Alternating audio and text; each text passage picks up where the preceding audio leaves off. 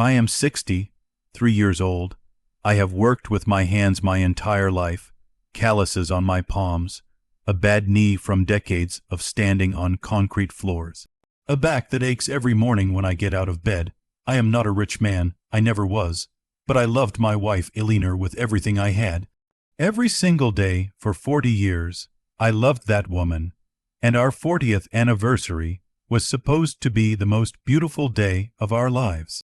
It almost wasn't, because 3 hours before that party began, standing in a small dress boutique on the corner of Maple and Fifth, a woman I had never met before pulled me aside, looked me dead in the eyes, and whispered 4 words that changed everything. Stay here, don't move.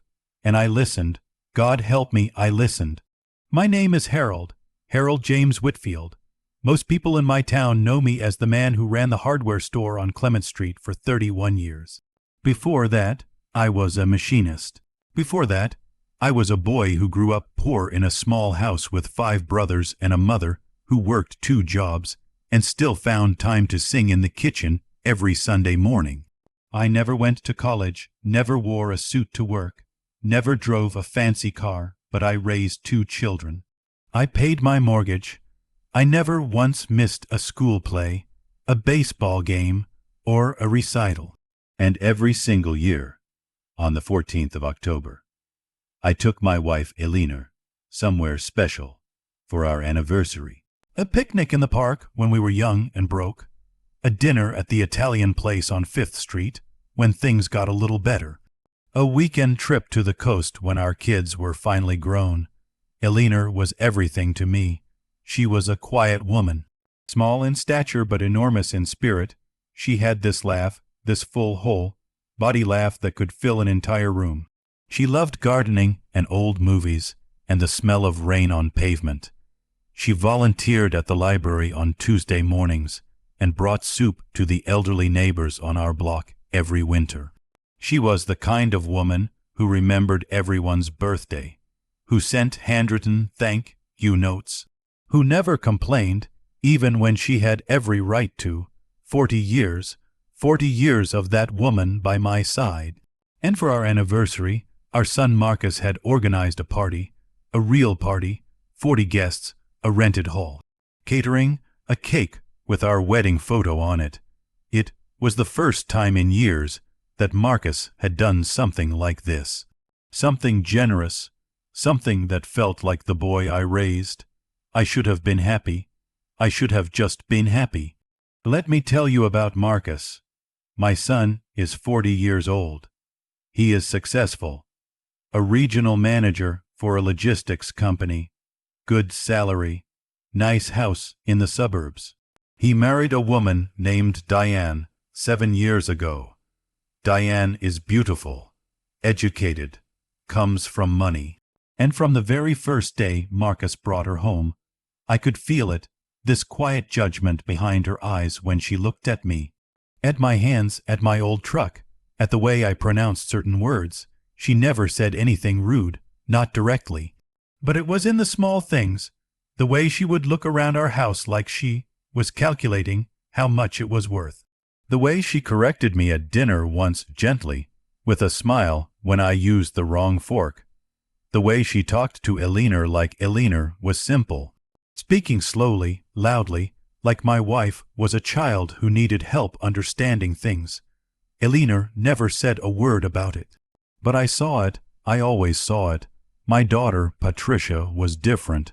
She lived 3 states away with her husband and 2 kids, and she couldn't make it to the anniversary party.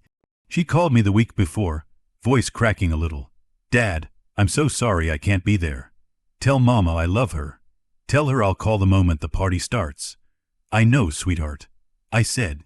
"She knows you love her." "We both do." Patricia was the one who inherited her mother's heart. Marcus inherited my stubbornness. And somewhere along the way, I don't know exactly when, he also inherited Diane's way of looking at things, at people, at value. In the months leading up to the party, I noticed it more and more. He would call to talk about the party arrangements, and spend most of the call talking to Diane in the background instead of to me. He would ask for my opinion on something, and then immediately dismiss it. Once, I overheard him on the phone. He didn't know I was in the hallway, saying to someone, "My dad means well. He's just, old-fashioned. It's fine. We'll make it work." Like I was a problem to be managed. Like I was furniture. I said nothing. Elinor touched my arm later that night, in the kitchen, when the house was quiet. "I heard him too," she said softly. I just shook my head. "He's busy." I said. "He doesn't mean it." Elinor looked at me for a long moment. "Harold," she said, "you always make excuses for everyone except yourself." She was right. She was always right. 3 days before the anniversary party, Marcus called me. "Dad, Diane ordered a dress for Mom. A nice one. It's being altered at a boutique downtown, Cecile's on Maple. Can you pick it up? We'll pay you back." I told him I didn't need to be paid back. "Just pick it up, Dad. The lady's name is Cecile. She knows it's coming." I wrote down the address. Put on my good shirt, the blue one Elinor always said brought out my eyes. Polished my shoes. Got in my truck. It was the morning of the party. Elinor was at the salon with Diane. That was the plan. The women getting ready together. Me picking up the dress and bringing it to the hall. It seemed simple. Cecile's was a small boutique. The kind with a gold-lettered sign and a little bell above the door. Very clean, quiet inside. The kind of place I'd never set foot in before. A young woman at the counter looked up when I walked in. "Can I help you?" "Yes, ma'am. I'm here to pick up a dress. My name's Harold Whitfield. It's for my wife, Elinor. My son Marcus arranged it." The young woman typed something into her computer, frowned slightly, typed again. "1 moment, sir." She disappeared into the back. I stood there, looking at the dresses on the display racks. Beautiful things. Silk and lace, and all kinds of colors I didn't know the names of. I thought about Elinor seeing the dress, about her face. 40 years. The young woman came back out, and behind her was another woman. Older, maybe mid-50s, silver hair pinned back neatly, sharp eyes, but kind ones. She was wearing a deep green apron with Cecile's embroidered on it. This was Cecile. She looked at me carefully, measured me with those sharp eyes. "You're Harold," she said. "Yes, ma'am." She stepped around the counter and came close to me, closer than felt normal, and then she leaned in and spoke in a very low voice, almost a whisper. "Mr. Whitfield, I need you to stay here for a few minutes. Don't say anything. Don't go anywhere. Can you trust me?" I blinked. "I'm sorry. Please," she said, and her voice was not panicked, but urgent. "Just stay. I'll explain, but not right now." I looked at her. She looked at me. Something in her eyes, something serious, something almost sad, made me nod. "All right," I said. "I'll stay." Cecile disappeared into the back again. I stood near the counter, feeling out of place in my blue shirt and polished shoes among all that silk and elegance. 5 minutes passed, then 10, then I heard the bell above the door. I turned, and I went completely still. It was Diane. My daughter-in-law, Diane. She walked in with another woman I didn't recognize, younger, expensively dressed. The kind of woman who carried herself like she expected doors to open for her. Diane hadn't seen me yet. I was partially behind a display rack of coats near the side wall. I don't know why I didn't move. Maybe it was Cecile's words, "Don't say anything," so I didn't. Diane walked to the counter, and the young woman smiled uncertainly. "Mrs. Whitfield," she said, "we weren't expecting you."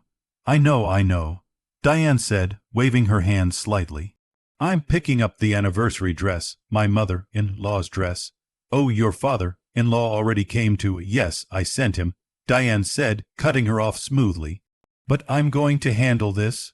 Where is it?" The young woman looked uncertain, but nodded and went to the back. Diane turned to her friend, and then she started talking, and I wished to God I hadn't heard what came next. "The dress Marcus picked is actually fine," Diane said to her friend, her voice low but not low enough. But honestly, Jennifer, the whole thing is it's a lot. 40 years, they keep saying, 40 years, as if staying together out of habit is some kind of achievement. Jennifer laughed softly. And the father-in-law, Diane continued. God, Jennifer, you'll meet him tonight. He's sweet in a very simple way. He means well. But he's the kind of man who's never going to understand why certain things matter. You know, he's going to show up in that old truck, wearing the same jacket he's worn for 15 years. And Marcus is going to be embarrassed and… She paused. I just wish sometimes that Marcus's family was more. I don't know, more. That word hit me somewhere deep and quiet. More. I stood behind that coat rack, and I did not move. I did not breathe loudly. I pressed my lips together, and I looked at the floor, and I thought of 40 years of getting up before the sun, of missed vacations, of skipped meals to make sure the mortgage was paid, of showing up, always showing up, with everything I had. And it wasn't more, it wasn't enough. I heard Cecile's voice then, coming from the back. Mrs. Whitfield, I actually need to speak with you about the alterations. Would you step back here a moment? Diane sighed, said something to Jennifer about it, taking just a minute, and disappeared into the back. Jennifer stood at the counter, scrolling her phone, and then Cecile appeared in the back doorway again, just her face, just for a moment, and looked directly at me. Her expression said, Now you understand why I told you to stay. 3 minutes later, Diane came out from the back. She was carrying the dress, a beautiful cream-colored gown, hanging in a clear garment bag. She was also carrying something else. An envelope. She held it for a moment, turning it over in her hands. Then she looked at Jennifer with a complicated expression. Apparently, Diane said slowly, the deposit on this dress was paid in cash, 6 weeks ago, by Harold. Jennifer looked up from her phone. Your father-in-law, yes. How much was the deposit? Diane hesitated. $800, she said quietly. There was a pause. $800, Jennifer repeated. I thought Marcus was paying for everything. So did I, Diane said. And for the first time since she'd walked through that door, her voice had lost its smooth, confident edge. She opened the envelope. I couldn't see what was inside from where I was standing, but I saw her face change. I saw the color leave it. She pulled out a card, small, white, the kind of card they put in flower bouquets or gift boxes. She read it, and her hand came up slowly to cover her mouth. Jennifer leaned over. What does it say? Diane didn't answer for a long moment. Then she read it aloud, quietly, almost to herself. Eleanor, my love, 40 years ago you said yes to a man who had nothing but his hands and his heart. You have never once made me feel like that wasn't enough. I hope this dress makes you feel like the queen you have always been to me. All my love, forever, Harold. The boutique went completely silent. Jennifer said nothing. Diane stood there holding that small white card. And then Cecile walked out from the back.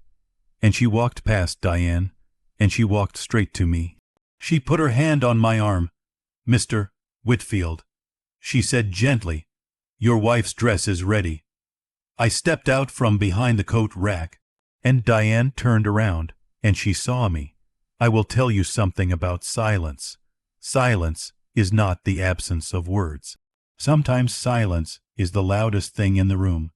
Diane stared at me. Her face went through 5 or 6 different expressions in about 3 seconds. Shock, embarrassment, something that looked like shame, and then, because she was Diane, a quick attempt to compose herself. Harold, she said, I didn't know you were. I know, I said, that was all, just I know. I took the garment bag from Cecile, who was watching me with those sharp, kind eyes. I took the bag carefully, made sure the dress wasn't wrinkled. I reached into my jacket pocket and set an envelope on the counter, the remaining balance I'd come to pay. Thank you, ma'am, I said to Cecile. Thank you, Mr. Whitfield, she said. It was an honor. I nodded once at Diane. Not coldly, not with anger, just a nod, the kind you give a stranger passing on the street. And then I walked out of Cecile's boutique, got into my old truck, and drove to the party hall. I did not cry, not yet. The hall looked beautiful. Marcus had gone all out. String lights along the ceiling. Round tables with white tablecloths and small candles. A photo display near the entrance. Pictures of me and Elena through the decades. Our wedding photo at the center. I stood in front of that wedding photo for a moment. Elena, 23 years old, in her mother's borrowed dress, laughing at something I'd said just before the photographer clicked. That laugh, that whole body room filling laugh. Me beside her, young and terrified and completely in love. I touched the frame lightly. "You clean up good," said a voice behind me. I turned. It was my old friend Raymond. We'd known each other since we were 17. He'd driven 4 hours to be here. "Raymond," I said, and I shook his hand, and then he pulled me into a hug. "40 years, Harold," he said. "You crazy old man. Don't I know it?" I said. Guests arrived in waves. Old friends, neighbors, people from church, Marcus's work colleagues. It was a good crowd, warm, loud in the right way. Elena arrived at 6 o'clock sharp. She came through the doors with Patricia on video call.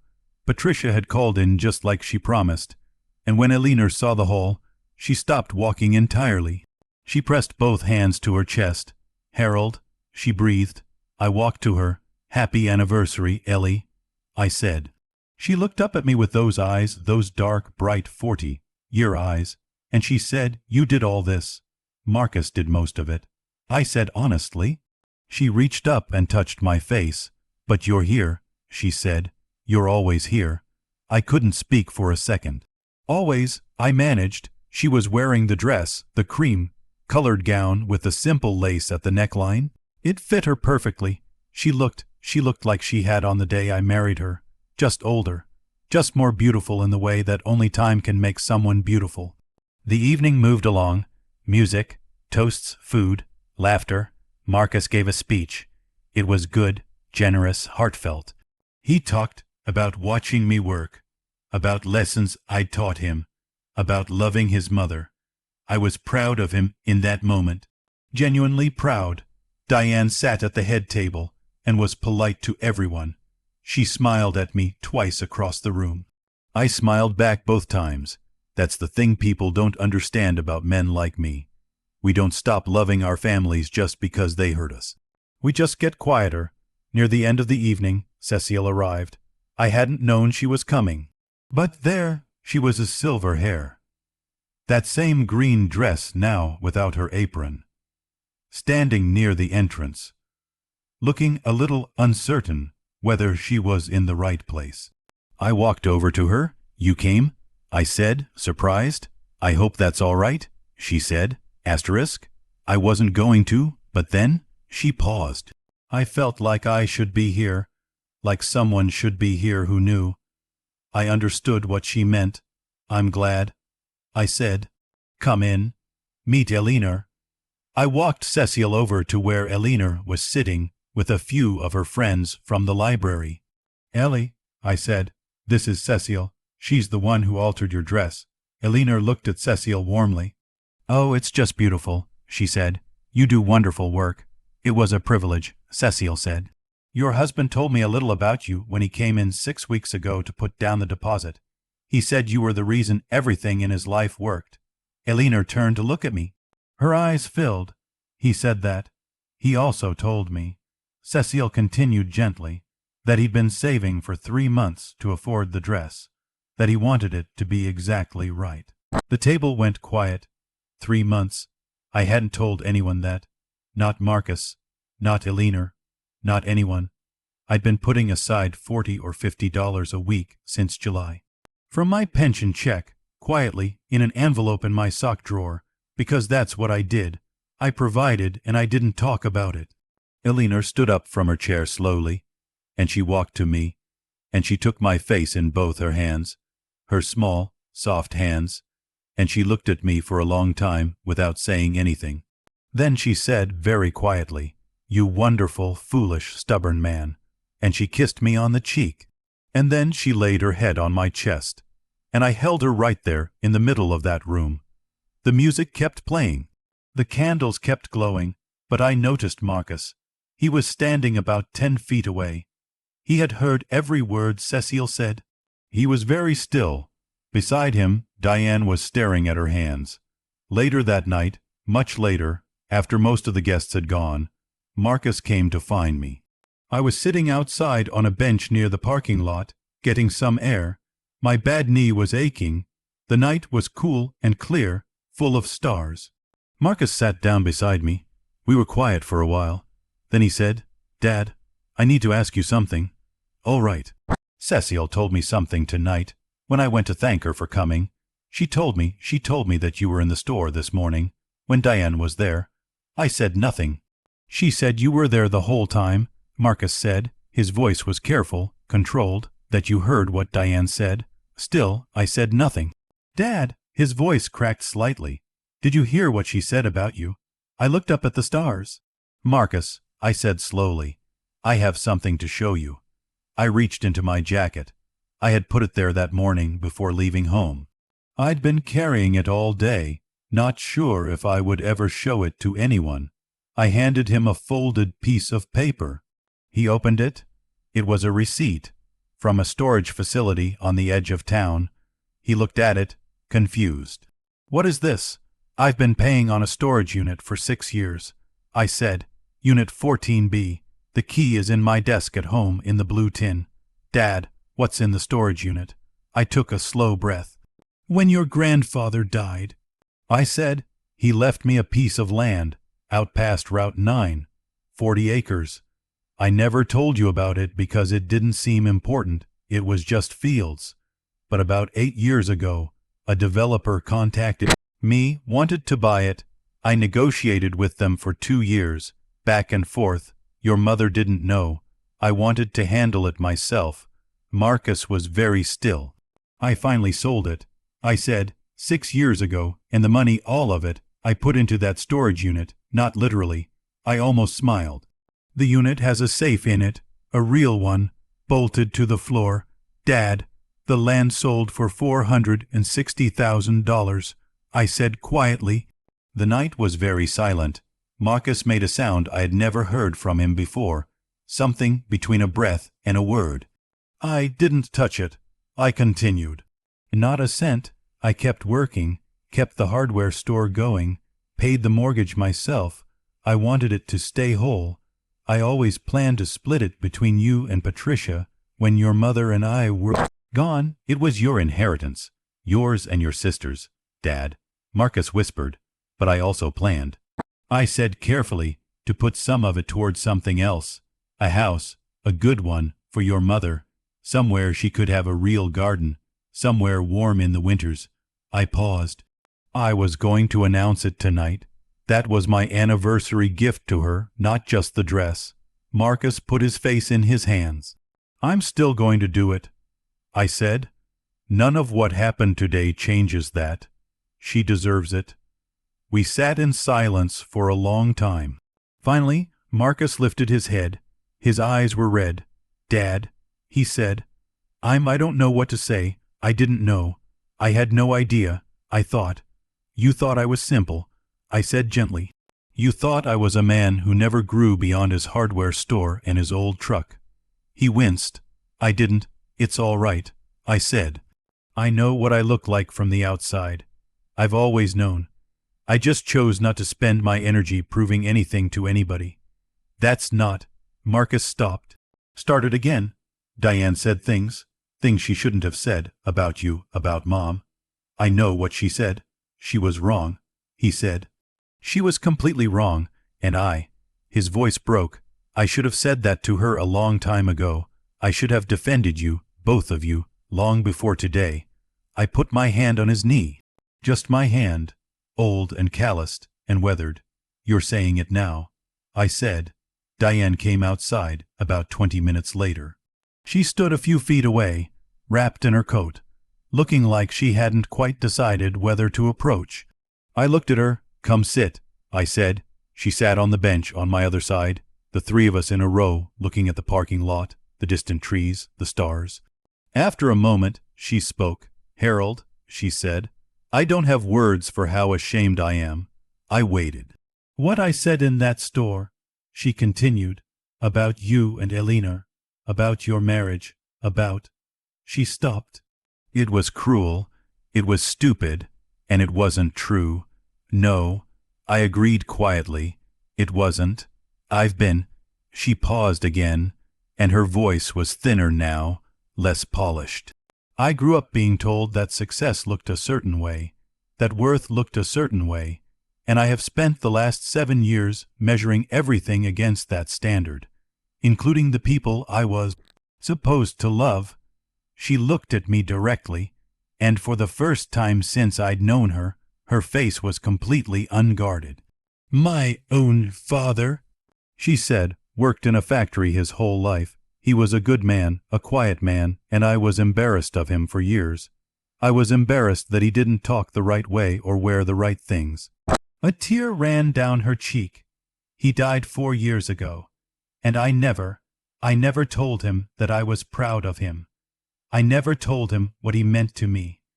Her voice broke entirely on those last words.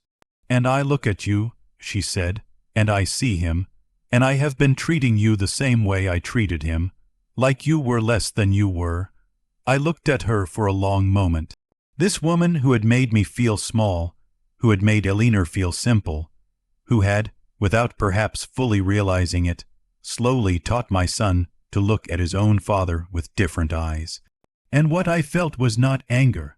What I felt was something close to sorrow, for her, for the father she had lost without making things right, for the years she had wasted measuring worth in the wrong currency. "Diane," I said. She looked at me. "Go call your mother," I said. "Tonight, when you get home, tell her something true." She blinked. "That's all," she whispered. "That's everything," I said. I found Elena near the end of the evening, standing alone by the photo display. She was looking at our wedding picture, the one where she was laughing. I stood beside her. "Do you remember what you were laughing at?" I asked. She smiled without turning. "You told me I had lipstick on my teeth," she said. "Right before the photographer took it. I was laughing because only you would say something like that at your own wedding. Well, you did." She laughed, that laugh, and it filled the empty hole. "Harold," she said when the laughing settled, "Cecile told me about the savings, about the deposit, about what you wrote in the card. I figured she might. 3 months," she said softly. "You deserved it." She turned to face me. Her eyes were bright with tears, but she was smiling. "You wonderful, ridiculous man," she said. "Do you know how much I love you? About as much as I love you," I said, "give or take." She took my arm, leaned against me. "What did you mean," she said quietly, "when you told Marcus there was more to your anniversary gift?" I took a breath.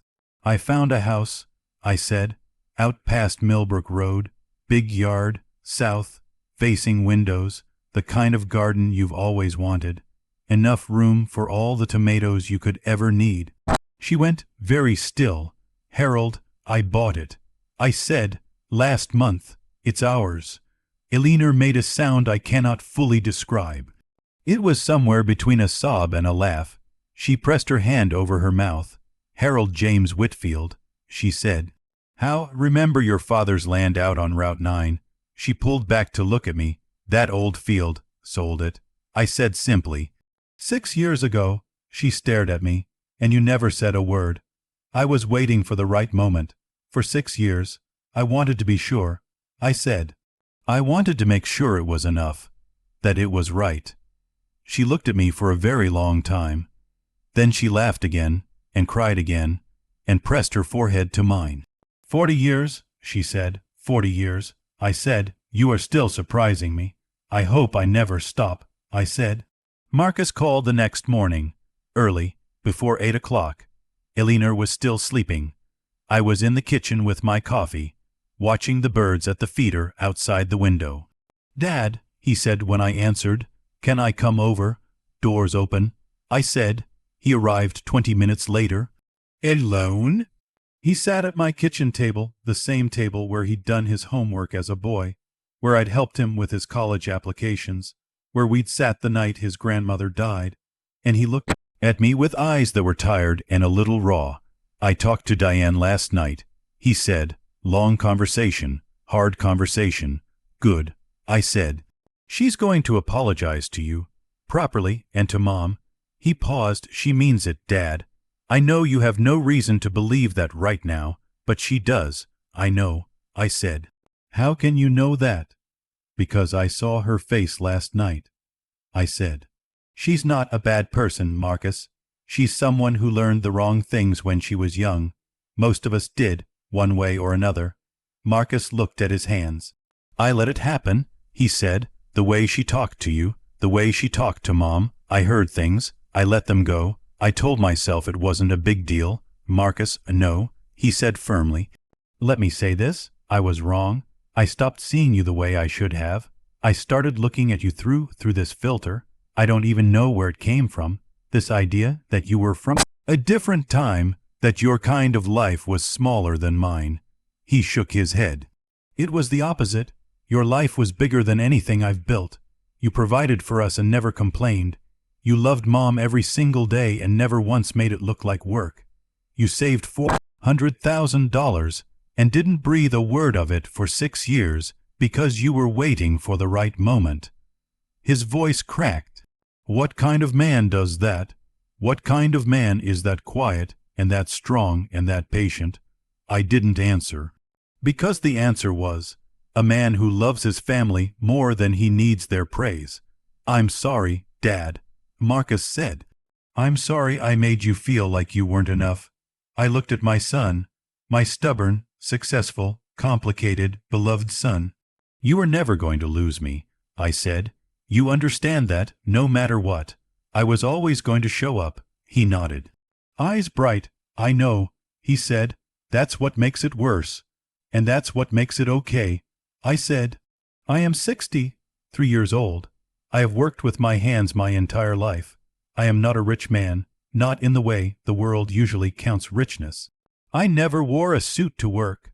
I never drove a fancy car. I mispronounce things sometimes, and I used the wrong fork at dinner once, and someone noticed. But I saved enough to buy my wife a home with a south-facing garden.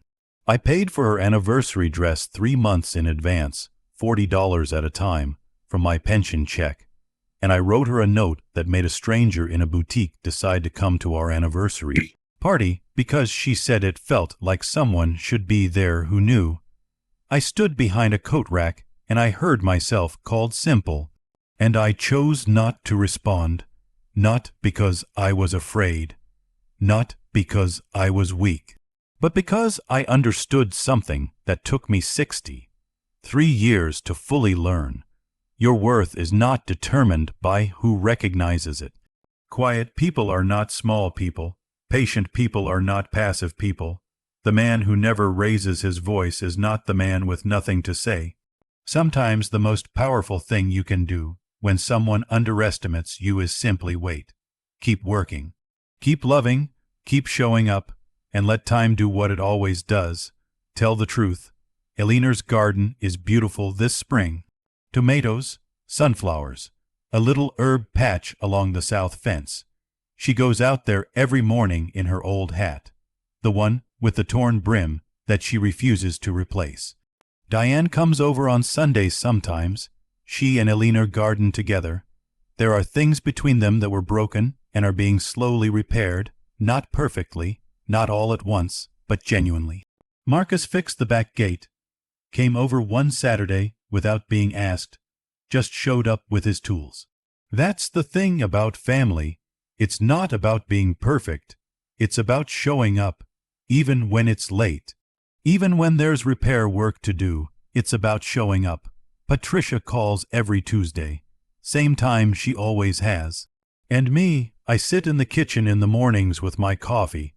I watch the birds at the feeder. I listen to Eleanor laugh at something in the garden. And I think, this is enough. This is more than enough. This is everything. If this story touched something in you, if it reminded you of someone quiet in your life who deserved more than they received. Share it with them today. Don't wait for an anniversary. Don't wait for a party. Tell them now. And if you're new here, consider subscribing. Every week, we share stories about real life, real love, and the quiet strength it takes to keep going. We'd be honored to have you with us. Take care of each other.